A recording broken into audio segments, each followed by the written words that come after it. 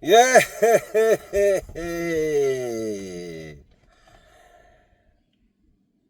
Good morning, good evening. Pe whatalo whatu fo ile pa ia malu o tato atunu. Samo ai lo watu no pele. So le keilo.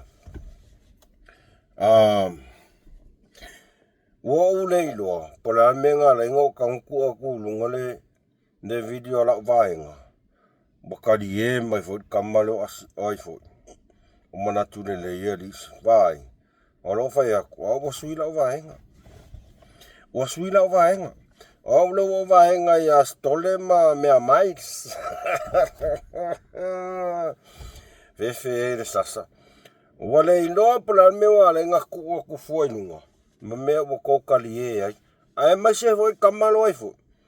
O le po o le asiaka. Vai, fai fale. O ko ke au ko ke amu la kamali. No la kamanga e. Hey! Whanoa no ai, whanoa le lo toi. Au ko ke am, ngoilo. Ia, anga uloa kere kua kua nunga. Ia nga wo mua o koua e mulia kua. Nah, it's okay. Whatala whatu pa ia malo se tātou atu. No, ia lea foi wako e sau, ia le whaki ngā ulu lea. O MUSS Ma Le FA'ASOA. Ile swafa man malo Yesu Keriso lo tato li malo tato faola malo saifua malo le langi e mama. O me o tau le nei. Ia le la kalfa. Wo le lopo fela woso ia. Ai e tu o vanoa lava MUSS Ma Le FA'ASOA ina yo uso ia. O faalo. Me mpale ia faalo lo kama ai ia.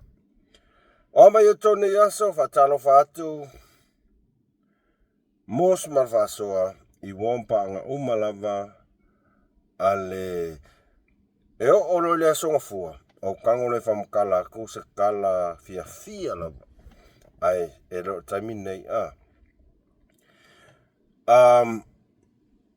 tina matama matua la wasi sina se tātou tunuu hello mai oto ai au ko ingo poko fia I whaasoa MUSS ia o lau lava ia tau e pulea o ko ai o te taurusia o lo o manuia o tou I le alofa ma le anga lelei o le tua whawhia ngai taulani o se tātou atunuu malo le talo malo lonsai malo le tauatai whaftaila o tō talo o lau kukalo ia le manguia ia ia mako awarka mako alo kui mako ngaluenga mako tiu te whai I le aso ma le aso vi ea o e tama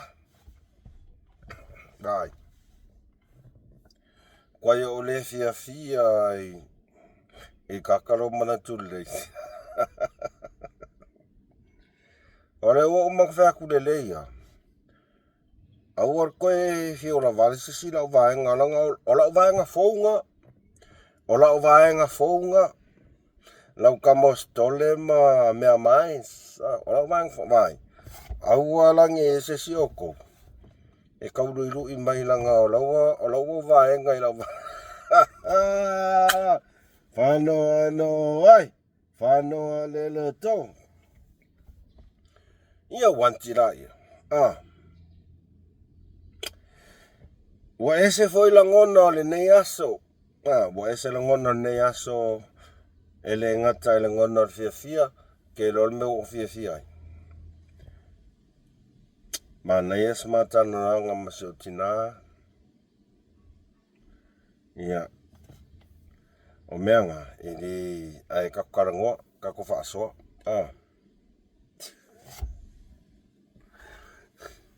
O mo kwa yo le fia kakaro si akama manatule ma whalongo nei mai au nole manatule vai aua ke rua fiu la vale I lau vaenga o whakua lau vaenga founga ane waro ngofo malua amu mai ai I le ingilisi lau vaenga wo ulei loa O nei loa menga le ngo kanga kua kuru lunga kua kufoi lunga le o le Facebook. Ia le whaamangu i anga ala ukama. Anga hoa kele mai kofa ki o foia o kous. Pai wha lei, manatu lei, aua. Aua e, ama shhh. Anga i loa le kua kuru, ngā ua ke i ar kofi o sa. Mene na ngā loa morfia poko a, vaku foi. Hey, whamasingo ai valea. Sira mai sa, vai. O e lo na ngona, ua ki ngā ko fonga ko ke mga maka. Langa umanga vaku ne ri ilo e fu. Manatu lei, ai a vaku pea. A vaku pea. Kako kalanguam kakari e, We're here with Mom and Mike, and Tasha, and Hine, and Jenny, Ivana, to happy birthday to you, son. Today is your birthday, and remember today is your 30 years old. And also Senio, I remember the time when I was looking for Mom and I didn't know Mom was going to the hospital by herself. And I found out she's going to the hospital. She drive herself to the hospital, and it's good to have you.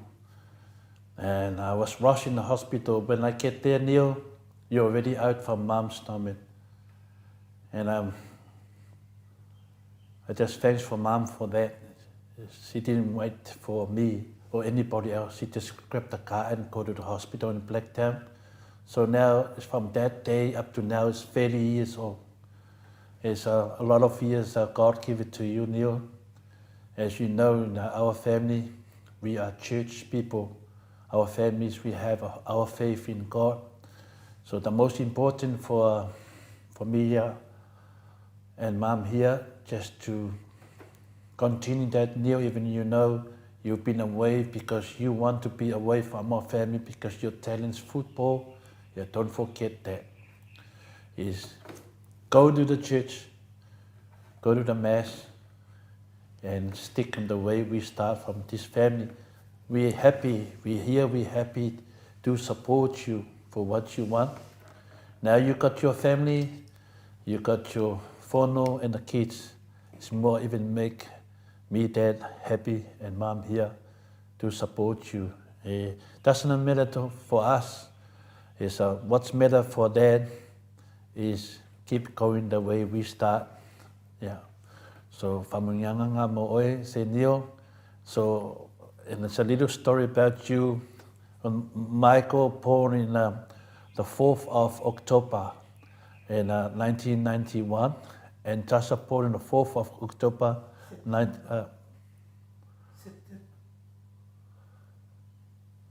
It's a little story for you, se Neil. Is Michael born in 1993. Sorry, start again, Mike. It's a little story for you, Neil. Your oldest brother, Mike, born in the 4th of September, 1993. Sorry, wrong again. One more. It's a little story for you. Sorry, one more. It's a little story for you, Neil. Your oldest brother, Mike, born in 1991, the 4th of September. And then your sister, Tasha, born in 1992 on the 4th of September. And you born in 1993 on the 26th of August. You missed 9 days. If I only Mom hold for that 9 days, so you and your brother and your sister have the same birthday. But never mind, it was the time you come in this world. There's a time God give it to you to come in this world. And then we appreciate for all the effort you showed on the TV, you showed to us, your career and your football. We support you 100%. And God bless you and whānau and the kids. And say hello to all your friends in France. One day we will come there to meet you there. And Me and Mom here. Mom, you want to say some happy birthday to Neil?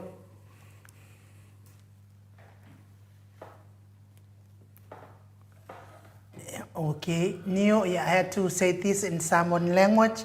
Manuia tele le tolu se furu tau sanga o lo soifua, vai to sa se Neo tole foa, fa manuia fo ile atua I taleni, wa e au mawai farani, fa aftai fo ile atua o no taleni manga waa, wa fa manuia ai ile atua ya te oe, I lau to fa vai to sa se Neo tole foa, sanga whaopopo ele atua nisi tau sanga se tele lava mo o ele atali I te fia ai I lo wolanga atoa a lo fatele atu por kalame ma o Samoa vi inga o le atua mo oe ia male ainga.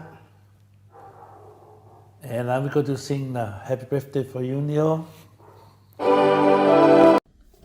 Ia wantira ia. Ah.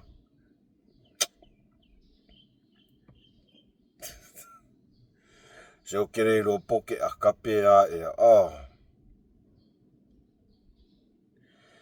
Lea fionga al whamasino sili. Mea ai vālea. Lea fionga al pale mia. Kai mea pale mia ia fia me. Vālea. Lau valea.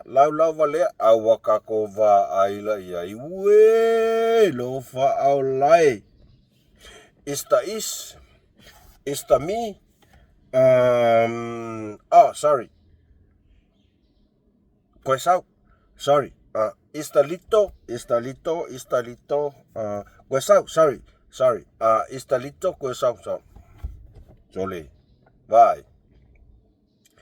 When I got to the hospital, you already come out of your mother's stomach.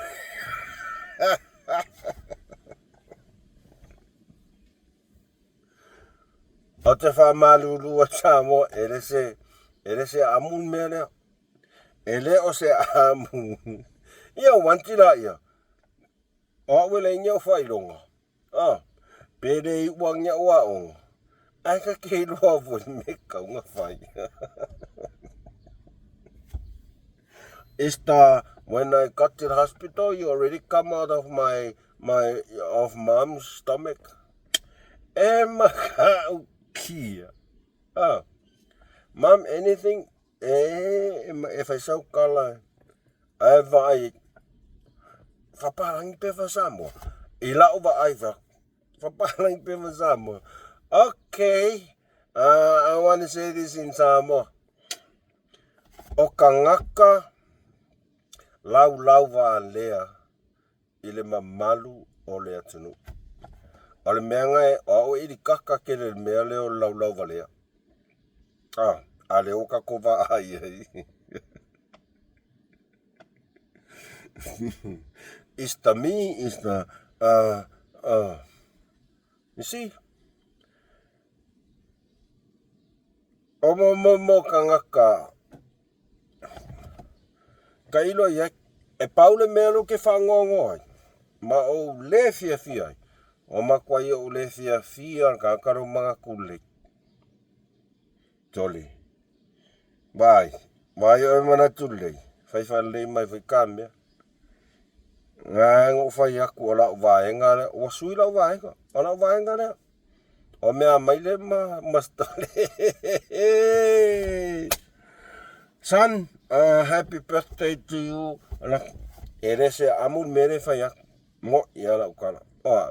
Ere le fo isa ka ngang. Ere ska ko nganga.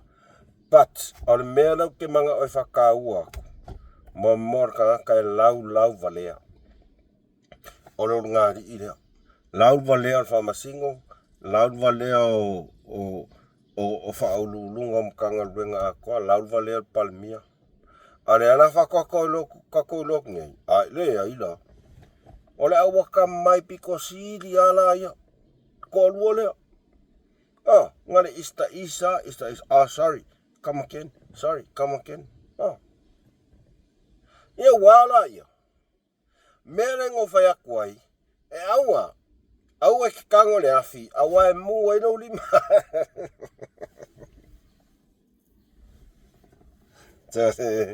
Kai o le fia ka malo mana tune le imanga skai riso.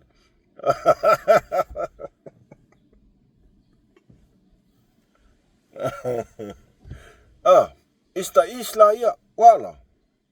Vai, ele leia le kaukala, ele meo o ilo mana malamo. Aole meo le oso mai ele iloangang. O le rao whaksa o ya o lua lea, leo ngāri lea. Aua.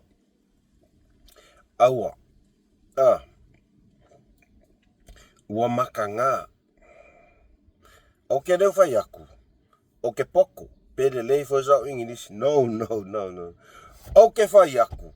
Leanga o lua lea. Ngā makua i sasa pala mai. Ia ka i o le kungu. Sasa mai le vālea. Sasa mai le whamasingo siri e vālea. Sasa mai le pale mia fia menga iai e vālea. Sasa mai I ma I whamea vālea. A o le ra whako vai aku ae. Ne ai la. E seki ara o kamo ista. E whanoa no ai. Whanoa le toi. Ia wala ia. E ole ale koe kele asa kalalanga. Ngā ua makua e. Ola tu alalo. Aua koe whaia.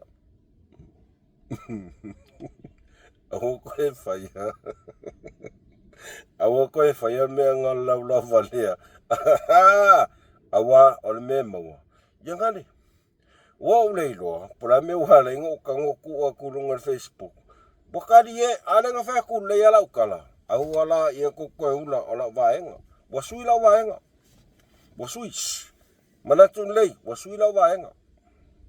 O lau vaenga lea. Lau kamo skole mea mais. Wasui lau vaenga.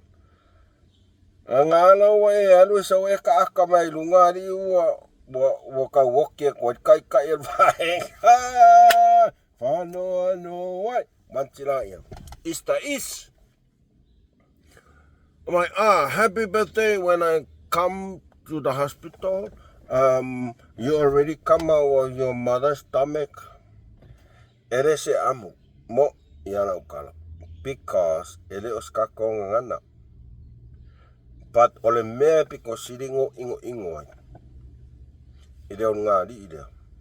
Ole lau valea. Ole ngofo ma lau valea. Ole whamasingo siri. Lau valea o iai tō whinga maua lunga ase o tato atunu. Ase kako whaukala ie. Kako whaukala ie sa mo. Kama siasi e sire lokalu.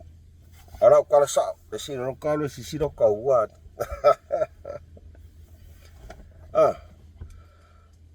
Saia mea maile ku ungeiro. Awoko e whaia. Nengane. O le lua lau wavale ma le lua kau whaakau waainga o tofi mao lunga o tato atunu. Wali mai ai le lua wha vale. Nā le winga rau kala. Ia ngale. Is the happy birthday? Is the mom? Anything you want to say? My mom. I will have to say this in Samoa.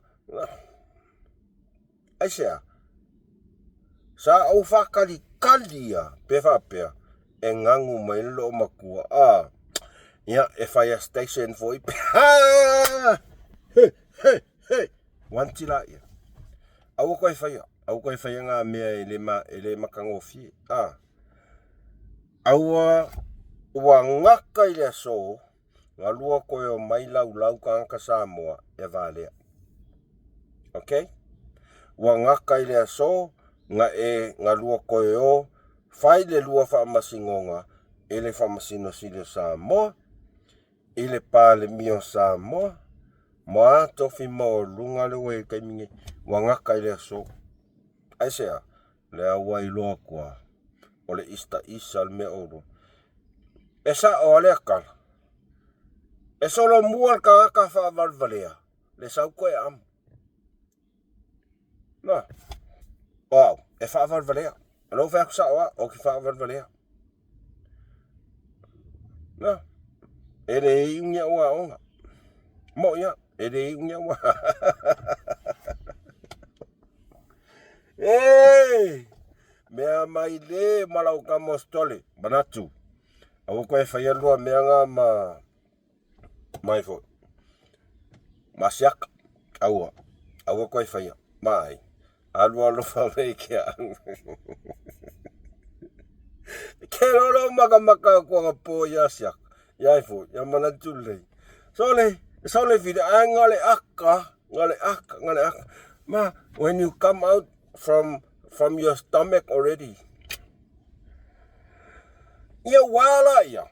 Mea ngā whea koai, awar whia papoko. Kau urua se umu. Kau urua se umu. Ua makua I wha maka ngā inga o lua I luma o leha kungu akoa. O le tua. Au tawala me keiro. Mo I rau kararo whea. O unga ukau mawhai mangkua fo I leo ngā lilia. Sa makua I lau ale tamaitai minista. Kalu mainga umale afo. Pa ele whainga paro kalua fulo. Lau. Le va lea. Lau le afo. Kuile epa. Ngā lau. Makua I upuleanga e runga lilia. Alal melo kupu. Leo wo osa runga lilia. Lango le sua kuile epa leo. Ayai fo. Afia mele walu le. Ila ulen mali to. Lewo oso faalangi ia lakam over me tata siti. Mori faa nguku lua. Ngo kangole kau suesi nga mea venga le kau connect la video apea or faa nguku lua. Au mawanga koe no makama.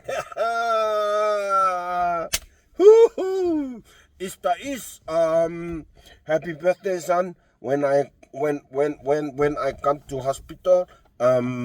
You already come out of the mother's stomach and yeah, wala. Awe ke kango ina. E ke oso lau mai lau wha lea lau samo. Alea lau makua I wha ai loa kua. Lea I ke wha vanvanea mo iha. Hey!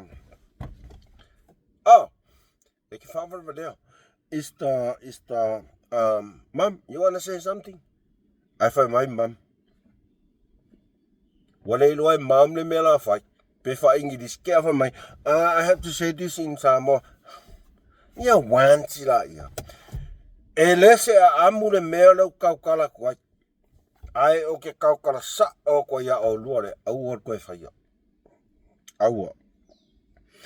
Aua ki koe, aua nge I dua koe o koe lau lea kungu e valea.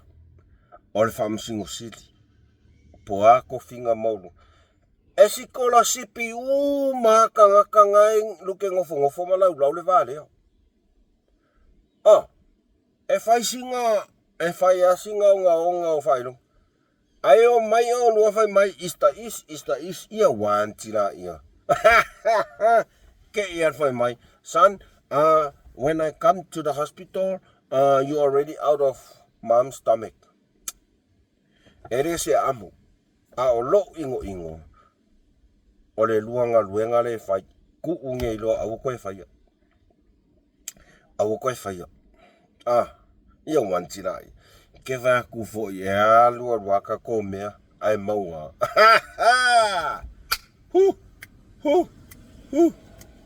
E maua. E umang fai mai al fire station. Mo fai mai le shower. A le uko sau fai mai. Is come out from your stomach. Le wala. O ke fa maru lua kwa sa mo. Ke o fa peolo amu. O weris kaka amu. Langa o ka ngaka nga makua I fai. Ma fe fa ali mai la fia popoko. Lele. Ngale ista al me mawaka. Ngale ista al me mawaka ko. Fa koe fo. E is mai oi is mai Ngale pasaya lau akaso. Wo le iluan me ngok kango koe kuurunga Facebook. Ai mau ala kamasao ya. E whai le lua sala li manatule, e whai lua sala ma asiaka. Nanga ua lua amu na ukama o whea kua sui lau vaenga. Po sui lau vaenga. Whai lua sala. Ahe so ia. Pau lava. Pau lava. Ole valea. Ole a fui karaka ko ia so ia whamai. He ole ulpo ia ngā. Ole valea. Ia wala ia koe kaukalai kiki. Aua kaukalai kiki. Ko kele o ka haka ngā vili mai e kia ule aso ngai. Ia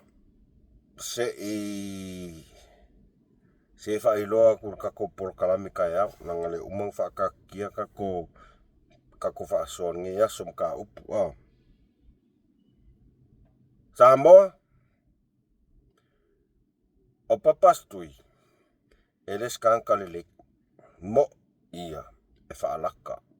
E kau whaavalea. Ole makua I kau whaa oli. Sisila mai. Le sinne kau. Ole ulu wa I pare mea kamaka I leo kule mai asa. Ane fui e tātou whaalama. Ia le whaio ia ua inga maku ia. E la auli ia malonga tosoka. Ia ai o mai ni. E lea e mos upu e whapema iai. E si sesa mea. O ngā fufonga ho I sua wa hiri vai. Anga poko tele ai. Pero. E lea e mos upu e whapema iai. E si se ki nganga ka kai o. E me pelo umba anga. Sa. E foi mai o io ai. E langa te aulenga whai tumakai ale ka penanga o longa. Whaunga, ia. Ka penanga I fuanga. Whai le dei o lera whaua, o la kumu ne. E varea, I nganga. O ia pe kongo so se mea whai o kwai. Pe kongo. E ki nganga whanonga I a mga whaasalo mai. E puri bugi ia. O kova ai e. Ua kova ai. Lele ua vi e kuila epa. Le sua fie me. E whaasanga I lana fionga. I le pāle mia o se o tātou atunu.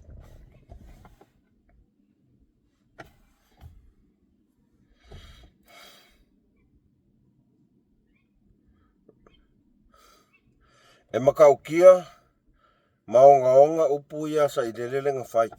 A whaapea e le esese o kākou o mai tauina upu ia. E makaukia. O lea ua kākou I loa kungei. O kuila epa, lea kū mai kua I le sū lea asa I lele. Mo ia.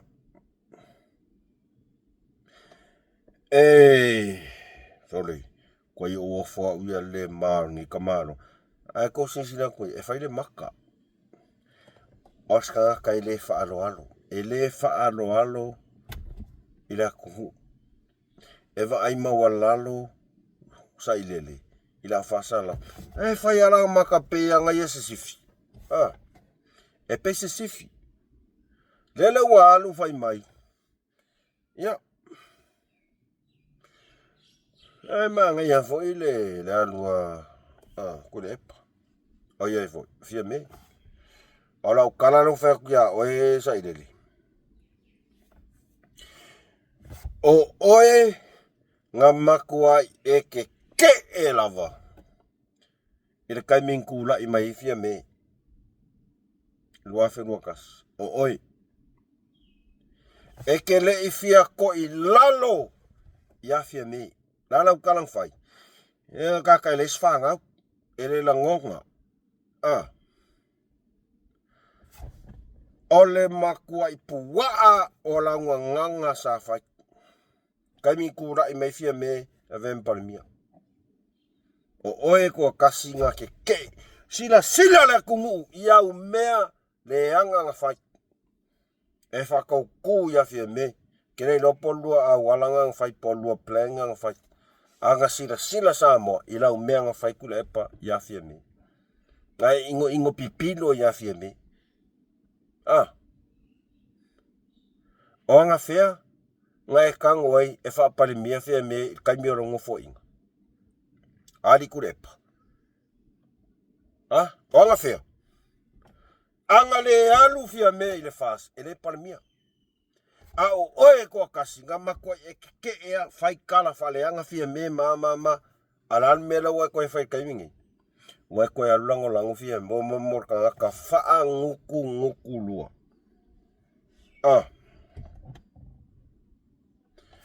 Ka ngaka wha nguku lua. Au ke ofua uies ka ngaka e koe kari kongu ngi koe inga sota. O kou mai e kari kongu koe inga lea. O kou ngā e susua kua ua makuku ai susua. Mo ia. Ia lele. O le wailo nge Samoa. O ka kongu alea le ku mai kua ele sua fia me. Kasi kesimar kasi milionga. Mele walu vi e papastui le afo ile su are kamalo koe inga lo fia me. Whaasanga i lau le mani eto. Ele i whaia i se awala mama. Ngā whai i le awala ki apoloa male pala. E aka la fionga lau le mani eto ia olua. E paule me roke le fia i lau le mani eto. A koe maa lo mai fo ila i le sule. Ngā wha maa ngano fo ila ia. Nana winga na ukala. Kolu se lau molianga ngā molia i oe lea kule e pakao se umu. Kai ala muli. Ole mena kele fia lau le mani eto. Bo owa wha maa ngano. But ole wha manu yanga na alea tua. Lea ua wha manu ai ilana fionga po lana songa ile la au le mani eto. Mo ia. E mangkua foi. Ne meneng fai inga mai ai i keise si e kou se lau molianga. Mai a lau le mani eto. A walu nge koe sulmaro. Ole a su tangata. Tangata Samoa. Iawa a ka kofua ku iai pea ma se 4 milionga. O kupe ai, kupe tangata. Fefe ile tō whama mau wha alea tua alana su songa ila au le mani tua. E alo whai kangaka. Anga kuila e pare kupol mea lea. E alu ai suir malo. E alu ai su pe 5 milionga kongi kangaka. E de ke ai. E ase whatou whala ingala na fionga ile pale mier kaiming ei. Ere mai mauro kaiming. Ia o ai lau koe alu e koe su. Lau koe alu koe su tangata o si o watunu. Kalo fai. Lau a fionga po lau songa lau le mani etoa. Lau pule lea. Lau pule lea lau walofa i tangata o si o watunu. Anga kule epa. Mauki ngoa. E su. Ala almele o fai fia me. Kasi kesimar kasi milionga. Ka ingo. Lea. Ole mea piko siri ngō whangongo ai mo ingo ai. O lewa makua i masae mai le nguko oe lea kule epa. Fai mai. Fai mai la audi. Ilonga kasengi. Ka penga angele fai ngor fai unga. O lea kungu ngeye valea. Ka penga umamea umanga e ol pole. Po al mea o lea kungu. O le kala lea sau le nguko oe lea kule epa. O le fesiri. Ngā whai e la auli e se mali ale mali koa se kala whapea. Serious defamation. Kau whinga mōlia. Kau sida ko koa le sa moa. Mamor ka kau makua i wha malaia inga e lea kua. Nela wa alu whai mai. Lewa ngofuanga ia mawhai mai ang kala i longa mawhau whai mai. Ia lewa alu la uri whai long ka sengi de le whai mai. Ia ka penga i fo mea ngai whau unga e. Nangai foi. E whakoe sa mo e vale sa mo. Ngā whai e la auli ale mali e toa se kalawa penga. Ngā whai. Lau siri le ia oe kurepa. Ngā whai e le la auli al mali e toa se kalawa penga e vale sa mo.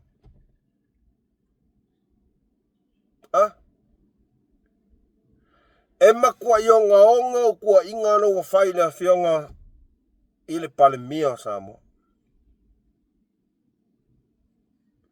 Leo wa e alu whai i lau kuskala. Ia, mele ua whai ia la audi i long kaseng. Ka penga uma mea ngā pola, pole isala elu polea, ia wa e valea sa mo. Wa kou sila ma kou mai moa sa moa i le kuai ngā mawhau. Nei mawhau kakara kulepa. O lau whesiri a oe kulepa. Ngā e wa ai, ngā e keke o whela ma e whaanongolongo o whai e le la audi al mali koa se kalawa penga e wā lea sa moa. No. Ngā le kasi araka ngaka i ko kongo sa moa, ngā whaia le wha upunga e wā lea sa moa. Ngā o oe e ko akasi. Serious defamation kulepa. E makau kia ula whonga. Ora kau whaleanga. Ele i whaia, ele aima sesio mā kou sa moa uma, ngā wha longo a ku whapea, wha mai la audi. O sa moa e vārea. No way, man. Wewa ai wo o le loko i whale. Leo e sau whai mai. Ilang kaseng, o lise, tulo lava le swafal tuafine. O le ua whai mai. Wa saula audi whai a lise. Ia, ka penga uma mea ngai. O paasi mea ia, na e vālea sa mo. Ole makua i onga o ngei kua inga whape ngei ka ingo i ngoe lo wa lelo kule pa. Ka ingo i ngoe.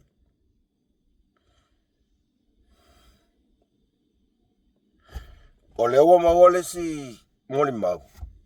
E moli ai oi. Lise. So toa fine. Po o na whionga laule mane toa. O le ua mawale si moli mau. O le whai mai kura epa. O le upunga sau mai laule mane koa. Ki re pore vale sa mo. Whalongo uma mai kia. Ngako whalongo i. O mawhau whaunga e sau i ka ngaka, o langa wa ai ngā i ka ngaka sa moa, e vālea, o kere pupolea. O kuila epa, o lau wa ai ngā ia sa moa, ele o sida ngā lea whianga palmia. O lau wa ai ngā ia sa moa, e vālea sa moa, a lewa e ngofu a mai uma upu, ku kongo le whonga a lau le mali etua. Ngā nganga mai ai, lou ako, kao e se umu. Kao oe i se umu. Le ma fau. Wa levang, wa kaunga kongi kakare kongo fat pui. Se va ai. Kere i roa fo ingi, fa masingo mangi ya ma, pola me wale kauinga kongi kakare kongo, wa kaunga kongi. Fai ma o inga, awangi koi popole sesi, ile makua. Langa wale kukusa o nga kausanga. Wale kukusa longa makua lawa yai. Maupu e sau i fafo o longa ako. Wale kukusa. Wakawawa inga le mafau. Keiro. Alau karane whaiak. Makana ngoa masia uo mai Amerika. Hawaii. Ngeia ole ka ursua. Ole ko ainga kuile e palai Hawaii. E oilon kasing. Makuai ingo pipilo ya kuile epa. Ele fakuasa ukala o au kaukala kuan mesa. Nanga lenga ka umai sia uo. Lenka umai sia uo ngeia umalong makarangua. Faya kulo mana utheak se faisa o video. Mau ia. O ka sengi umakule e palai Hawaii. Makuai ingo pipilo ya we. Aisea. Ovalo fa maulunga. Ovalo le fia loto maulalu. Ka uvalea ainga ya oe kule epa. Okay, e lo masa salonga. Molo ya wai. Ai au fa pe ak au fa ngau. Papa. Se wala vaianga. Na venga sa ia mano roka ko ka fa ka ko Amerika ko New Zealand ko Australia ko ka fa. Sa ia afo fa ka fa sa ia sa fa ngau dia grandkids. A ole loko fa leki a polo. Lea ua iai oe kule epa mo ina ukala. E ke oki ku. Mo ia. Ua mai maua lofa aka ngaka Samoa ngā waki e ke oe. Mai maua lofa. Mai maua lofa. Mai mau fa alu. Mai mau le afu o ka ngaka. Ngako kongi ai oe lo mea. Kene lopu o whesa o ioma kua. Kene iro. Mele le angarkaka e sausu e mea i kongone kungu.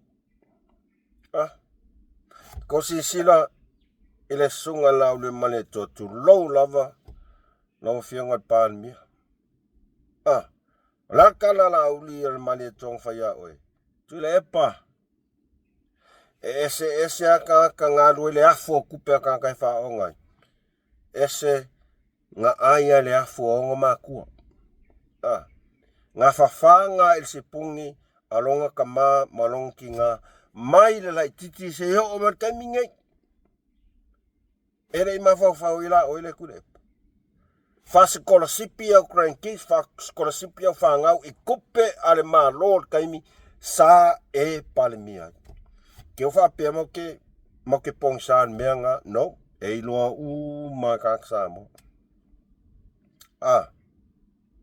Esa. Walava le ngā. Oi ka lo fai.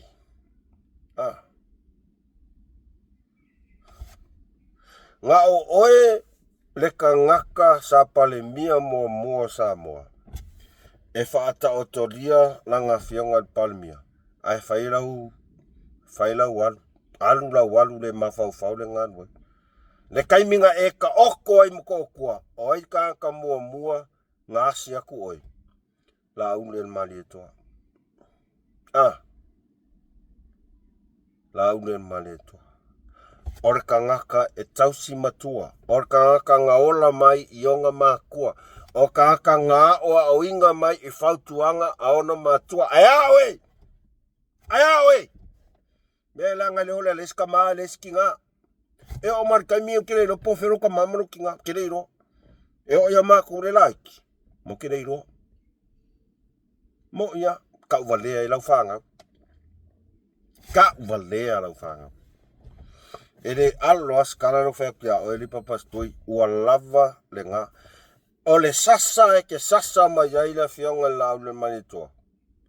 O le sasa hoi ngā mau ke sa saa kwa iau. Ai mai sea ngi o ke sa saa kwa iau e. Nanga e whainka o koko uli al makoi kumano. Nge e whapea lau ke whawai a oe lea kuile epa leska maa leski ngā. Nge e whapea lau ke whawai a oe. Nanga e whainka o le suli. O le ainga. Sa tupua.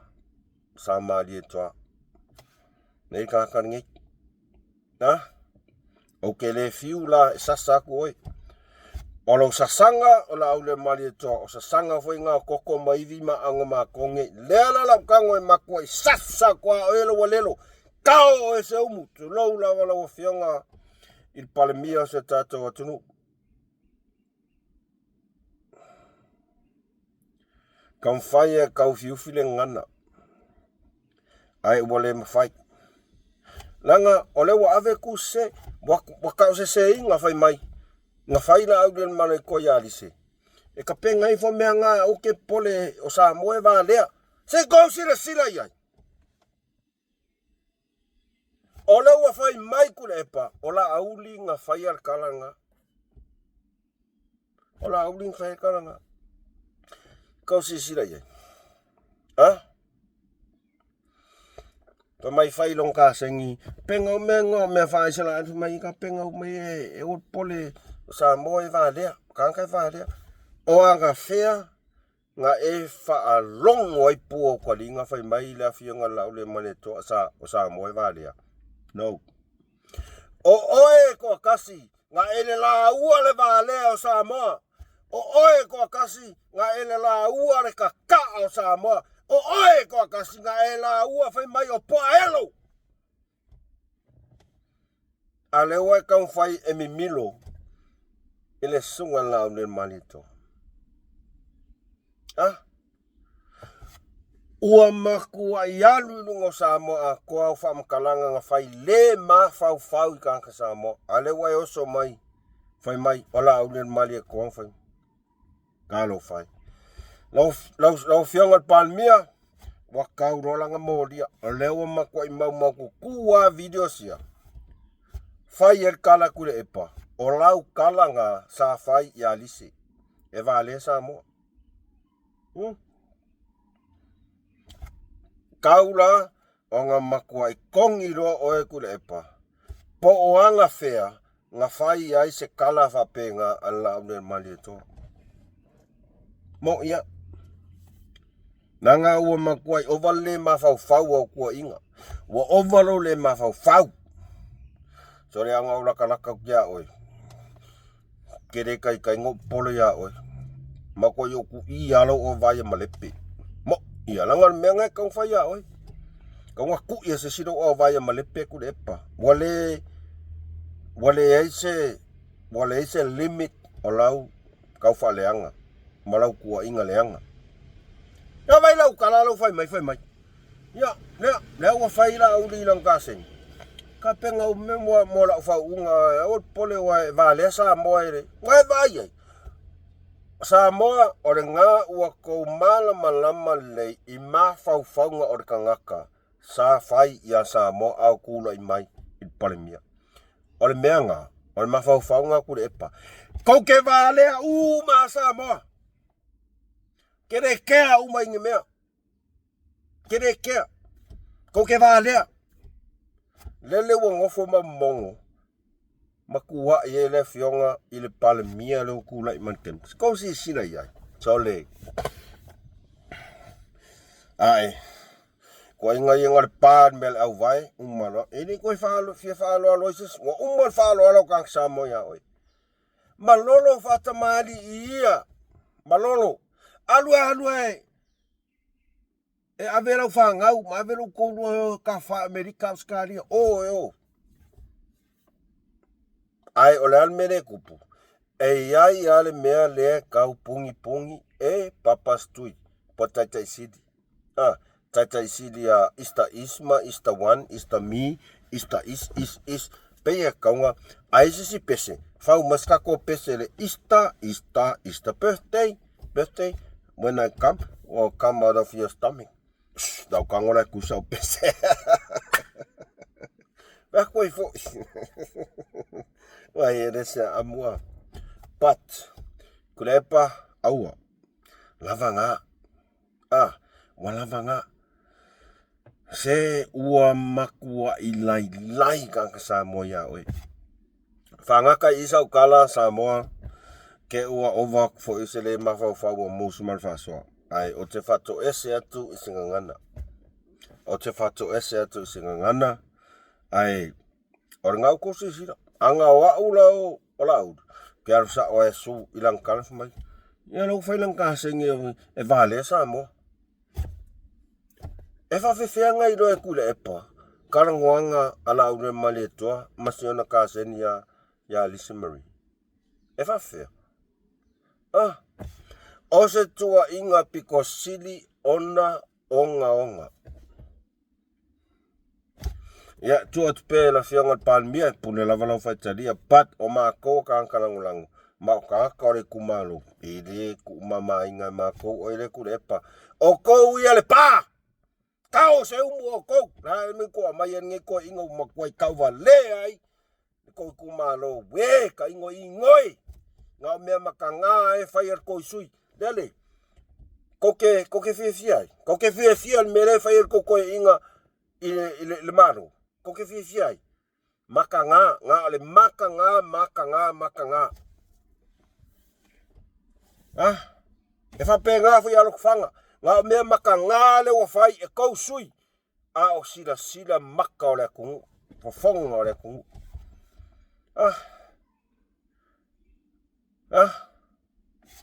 Whangata isa tala. Whato ese atu. Samo e. E re ka ngofia ia uko inga ie whai e kule epa. No, e re ka ngofia. Ai se a langa o ka ngaka o le ele. O le wo whai aku sa o ala ukala ia o kule epa. Au ke le malolo. Se ilonga e ke malolo. E pui au. Kama ia. E pui ia. Kama ia. Ole akali ol makoi kumalo. Ole au auna se o mato tumalo. Ole sui se o mato tumalo. Le afionga por se sunga ile la au le almali to. Auange e kofo ala se simeskas. Auange e skos. Le rope ke o se asu ke o para uvale o kia oi. Ai whainka. Langa olo umbai moam sila miole malu. Na ia pa anga maso tato tunu. Ai. On sai. Ua kaya le muli. Kaya wakamari. Kaya wakamari. Ngalo ni fueva ese puru popo e whawhadi ai. Ku ule wangoa ile sunga ile la aule mani e toa. E whaatau tai ai. Lana whaa tama. La ila ile ngalo upsa mo whaa tama soali inga. Fie, la wangoa ila aule mana koa si whai pole ha. Ma o ke whai aku foi. A wa aia kua e leo le lei. Le tau tai arkako parimia. E a mea kongoa e whangasa au kua. A leo pumongia o kere lo pofe e ke okia kere koe songis parimia. Mo ia.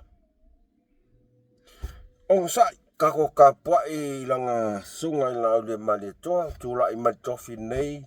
I nei pae inga. Awe in kako whako kuanga. Aole mea o ele whai. Ngā ale whaleanga. Whana kei lola ukara sao. E sa o kala mori o ia oi. The more you whaleanga, the more we ingo. The more the HRPP supporters will ingo e keo e are ngangora ukam sa ke fufa peku sama umara ukamo waifo ostole am. Yeah. The more you kaufaleanga ila fionga la ole maletoa. The more the HRPP supporters will ingo ya keo mo ia. Le waka kamai. O koe ngangua foi la. Nah, I'm just joking. Yeah. Ai, kako onsai. You know, kako onsai, kako whakai. Pole ha foi stulai mai la fionga. Fa ere ko se lua masinga. Ai fe alu le waloi. Tole. Ai. E so ia ri. Ngaro ka fia. Esa o ia, esa o ko ingol makongu. Ngale hai mol melo ol mea la kup. Ol mea la kup. Ai. Tato talia ia. Tato talia. Pole ase ol mele whakari karikaku. Ol kaimi e toi taliwa tuaila na fionga il palimia. Samo. Ai. E wha malulu watu. Ile ngangana lewa waku ai. Nanga wa makua ya asa fo ya afir kama. Oh. Ai whamalulu atu Samoa.